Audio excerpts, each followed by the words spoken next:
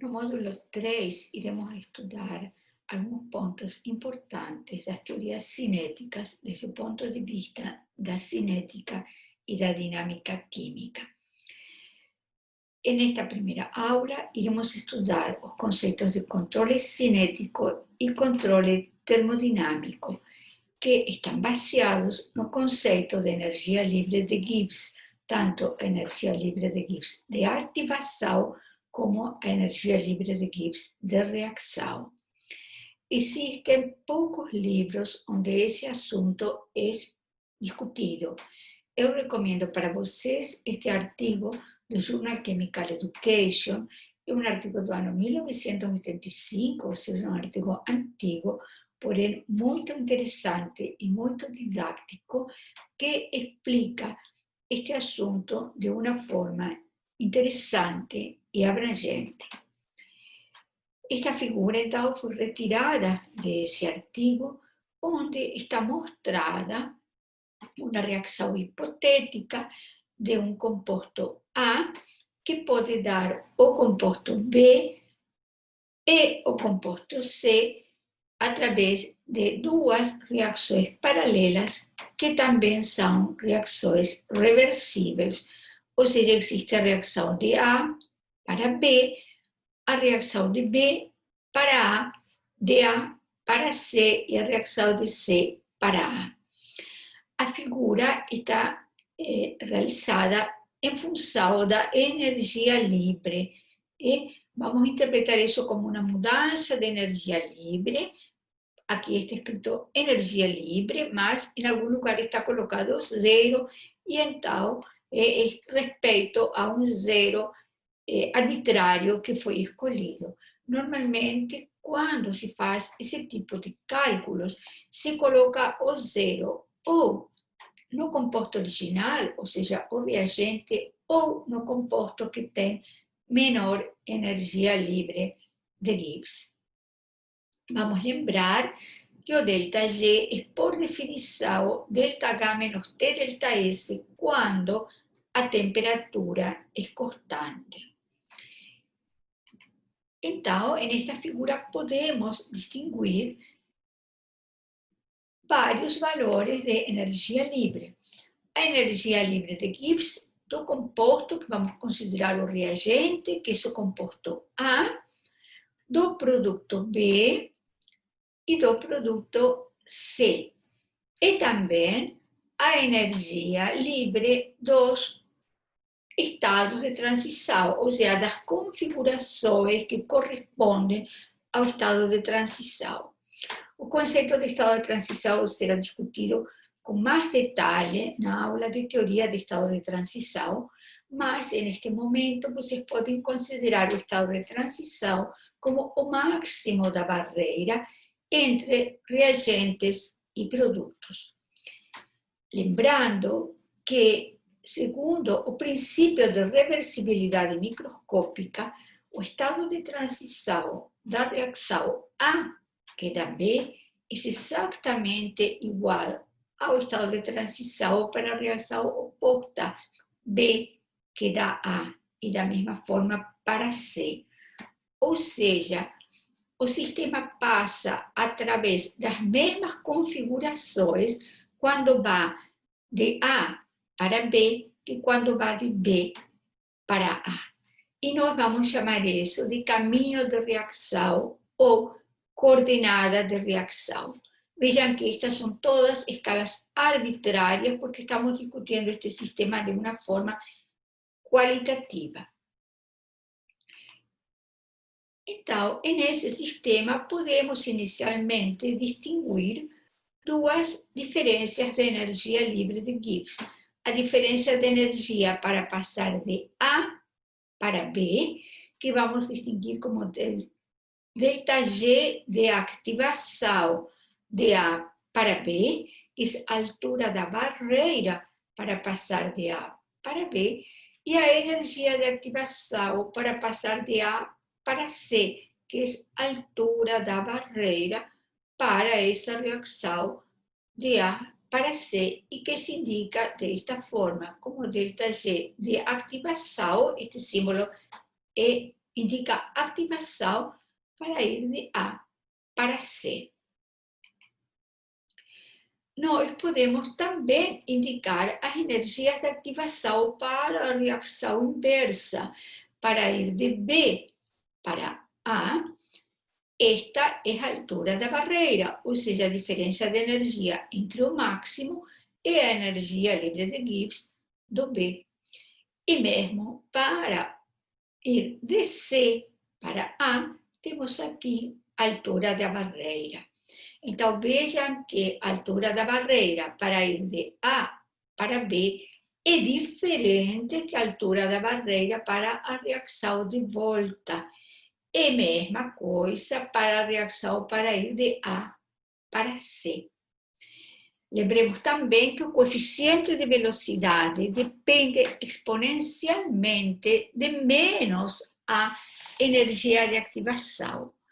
Na aula de teoria do estado de transição, iremos ver que a energia de ativação e a energia livre de Gibbs de ativação estão relacionadas de alguma forma, de uma forma que o ΔG envolve a parte entrópica e a parte de energia da reação. Então, também o coeficiente de velocidade está relacionado exponencialmente com menos o ΔG de ativação, de forma que quanto maior a energia de ativação, menor será o coeficiente de velocidade. Nós podemos também verificar o ΔG de reação. Esse ΔG, para ir de A para B e para ir de B para A, é igual com sinal trocado. E para ir de A para C ou de C para A, é igual com sinal trocado. A diferença dos ΔG de ativação, que como já observamos, são diferentes para o caminho que poderíamos chamar de direto e o caminho que chamaríamos de inverso, sendo que direto e inverso é totalmente arbitrário. Para nós, direto vai ser de A para B e de A para C, e inverso ao contrário, porque estamos supondo que o reagente está em A. Então, aí temos indicado todos os valores, o ΔG de ativação para ir de A para B, o contrário para ir de B para A, o ΔG em vermelho de ativação para ir de A para C, em azul para a reação de volta e os dois ΔG de reação. Vamos olhar de novo que os ΔG de reação dependem da energia livre das espécies estáveis A, B e C, da diferença entre a energia livre de Gibbs do reagente e do produto final. Já a energia livre de ativação depende da diferença de energia entre o reagente e o máximo do caminho de reação, que logo depois identificaremos como estado de transição. A partir daí, então, podemos escrever as equações de velocidade para essas reações. E a derivada da concentração de A no tempo será menos o coeficiente de reação K1, que é a reação para ir de A para B, mais o coeficiente de reação K2, que é o coeficiente para ir de A para C, mais as reações de volta, sendo que chamamos K-1 para voltar de B para A e K-2 para voltar de C para A. E podemos escrever também a equação de velocidade para a espécie B e para a espécie C, considerando a reação de formação e a reação de volta, ou seja, a reação direta e a reação inversa. Inicialmente, se partimos apenas do reagente a concentração de B e de C será extremamente pequena. Então, nesta primeira equação de velocidade, nós poderíamos inicialmente cortar este termo e este. Veja que para cortar um termo na equação de velocidade, o produto deve ser muito pequeno, não apenas o coeficiente de velocidade ou a concentração. Só que, como inicialmente a concentração de B e de C tendem a zero, o produto também tenderá a zero. Dessa forma, então, a equação de velocidade assume esta forma muito simples, que pode ser integrada como uma equação de primeira ordem, onde o coeficiente aparente é apenas a soma dos coeficientes da primeira e da segunda reação, ou seja, da reação de A para B e da reação de A para C. Observem que se essa reação fosse seguida através do desaparecimento do reagente, ou seja, se não fosse acompanhado o aparecimento dos produtos B e C, a pessoa que está fazendo o experimento não iria perceber que o coeficiente global é a soma de dois coeficientes. Para ele perceber que tem duas etapas competitivas, ele tem que acompanhar o aparecimento dos produtos B e C. Em cinética, se pode acompanhar uma reação através de desaparecimento de reagentes, através de aparecimento de produtos ou das duas formas, certo? Sendo, então, vamos repetir, que se acompanhamos apenas por desaparecimento do reagente, nós iremos observar um coeficiente de velocidade que será a soma desses dois coeficientes. Podemos, então, integrar para obter diferencial B de T e obter a expressão de B e de C em função do tempo, da mesma forma que foi feito no módulo de mecanismos de reação para sistemas de primeira ordem.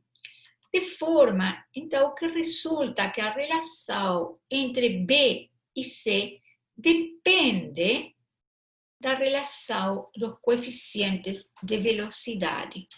Ou seja, inicialmente, quando não tem se acumulado produto B e produto C, ou seja, nos momentos iniciais da reação, a velocidade inicial, a relação dos produtos depende da relação dos coeficientes de velocidade e, portanto, está relacionada às alturas das barreiras, ou seja, a ΔG de ativação para ir para a reação 1 e o ΔG de ativação para ir na reação 2, que dá C. Então, está relacionada à altura das barreiras e não está relacionada de forma alguma com o ΔG de reação, ou seja, com a estabilidade dos dois produtos de reação. E dessa forma, nós podemos dizer que os produtos de reação ou a reação como um todo estão controladas cineticamente, que o controle do sistema é cinético, porque é um controle através dos coeficientes de velocidade e indiretamente através das barreiras de reação. Será favorecido aquele produto que tenha o maior coeficiente de velocidade, ou seja, a menor barreira. E vamos lembrar que a barreira de reação tem uma influência muito grande nos coeficientes de velocidade. Uma diferença para a barreira de aproximadamente 1 kcal por mol pode ocasionar até uma diferença de uma ordem de grandeza nos coeficientes de velocidade, ou seja, pequenas diferenças na barreira terão uma grande importância na diferença dos coeficientes de velocidade e, portanto, na diferença entre a quantidade inicial de cada um dos produtos. Para tempos muito grandes, já não podemos mais fazer essa aproximação de que B e C são muito pequenos, porque de fato não serão. Mas, se o tempo for realmente muito grande, nós poderíamos imaginar que o sistema atingiu o estado estacionário. Ou seja, para cada um dos produtos, B e C, a velocidade total é zero, ou seja, o coeficiente para a reação de ida vezes o reagente, K1 vezes A, será igual, e com sinal trocado, do coeficiente para a reação de volta vezes a concentração desse produto B. E mesma coisa para C, de forma que a relação entre B e A estará dada pela relação entre os coeficientes de velocidade da reação de ida e a reação de volta, que é a constante de equilíbrio dessa reação. Para C, é a mesma coisa, e então nós podemos observar que a relação entre B a tempos muito grandes e A está dada pela constante de equilíbrio, de forma que agora depende do ΔG de reação. E a relação entre C e A também está dada pela constante de equilíbrio para essa reação, e então depende do ΔG de reação da etapa 2. Certamente, esta concentração A é a mesma que esta concentração A, então eu posso fazer a divisão, a relação entre esta equação e esta equação, e resultará que a relação entre B e C depende da relação entre as constantes de equilíbrio das duas reações, sendo que cada uma dessas constantes de equilíbrio depende dos coeficientes individuais. Então, nesse momento, nós diremos que o sistema é controlado termodinamicamente. Por quê? Porque o produto mais favorecido será aquele que tiver uma energia livre de Gibbs menor, porque dessa forma a constante de equilíbrio irá favorecer a formação de esse produto, que é aquele que tem a menor energia livre de Gibbs. Então, nós nos encontramos em duas situações extremas. A tempos muito pequenos, o controle é cinético. Ao início da reação, o controle é cinético e depende apenas da relação entre os coeficientes de velocidade das reações diretas, de A para B e de A para C. E ao final da reação, o controle é termodinâmico e então depende da relação entre as constantes de equilíbrio.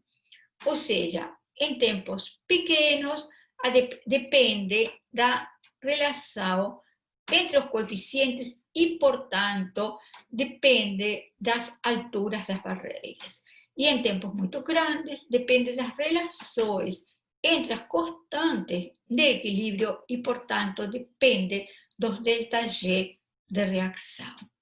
Então, eu vou mostrar uma figura na qual foi feita uma modelagem para estes coeficientes hipotéticos, K1 igual a 1 e K2 igual a 0,1, ou seja, a relação entre esses dois coeficientes de velocidade é 10, com o qual nós já imaginamos que a tempos iniciais B se verá favorecido a respeito de C, e teremos aproximadamente 10 vezes mais o produto B que o produto C.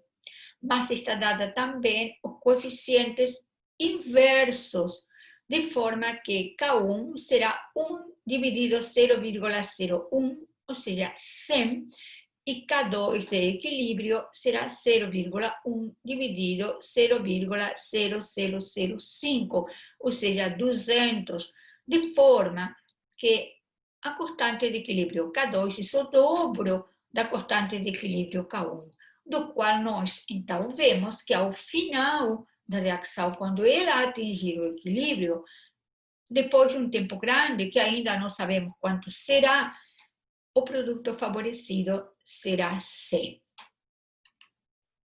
Então, fazendo essa simulação para esta reação, A que dá B, A que dá C, com esses coeficientes que acabamos de mostrar, o autor Snyder obteve estas curvas que mostram as concentrações em função do tempo.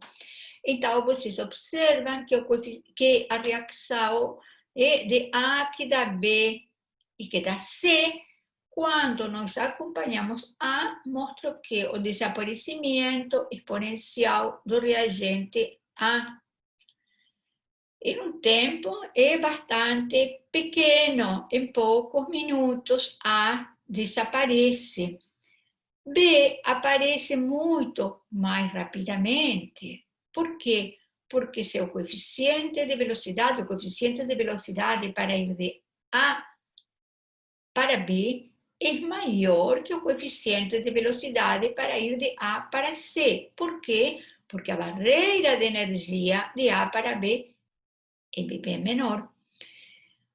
Já o composto C começa a aparecer muito lentamente, mas ao final da reação, para um tempo muito grande, de 10.000 minutos, o composto C se encontra em uma concentração o dobro da concentração do composto B, que era a relação entre as constantes de equilíbrio 100 para K1, 200 para K2. Por isso é que a concentração de C é o dobro que a concentração de B no final da reação, enquanto que no início da reação, a concentração de B é aproximadamente 10 vezes a concentração de C, que é essa relação entre os coeficientes de velocidade. Aqui está outra forma de fazer a figura, no lugar de colocar A no meio e colocar um produto de um lado e outro produto do outro lado, e outros autores colocam uma superposta com a outra. É perfeitamente possível fazer isso. Vejam que A começa, claro, da mesma energia livre, e aqui fica muito claro que a barreira para B é menor, mas que B tem uma energia livre de Gibbs maior que C, porém a barreira para de A para C, que nós tínhamos chamado de reação 2, é maior, mas C é mais estável, ou seja, é o mesmo tipo de sistema que nós já mostramos, certo? Então, a barreira de A para C é maior que a barreira de A para B, porém, B tem uma energia livre de Gibbs maior que C, ou seja, então, a reação de A para B é favorecida cineticamente e a reação de A para C é favorecida desde o ponto de vista da termodinâmica. E aqui, então, este outro autor também, no Journal Chemical Education, em um artigo de 3 anos depois, faz as simulações muito semelhantes às simulações feitas no artigo de 1985, e com este esquema mostrando o desaparecimento de A exponencial, mostrando o aparecimento de B e o aparecimento de C em tempos pequenos.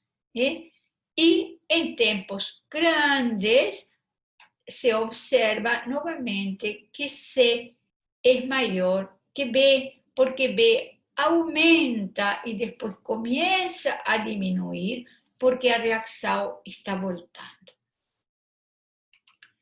Então, dessa forma, encerramos essa discussão entre sistemas controlados cineticamente e controlados termodinamicamente, que tem muita importância em muitas áreas da química, que tem uma importância muito grande, por exemplo, em síntese de compostos, que tem vias paralelas, e então, para isso, é preciso observar qual é a via cineticamente favorável, qual é a via termodinamicamente favorável, para saber em que tempo a reação deve ser realizada, e também é importante, muito importante, quando vocês estudam teoricamente uma reação, ter muita clareza em que parte do sistema vocês estão trabalhando quando estão integrando o mecanismo.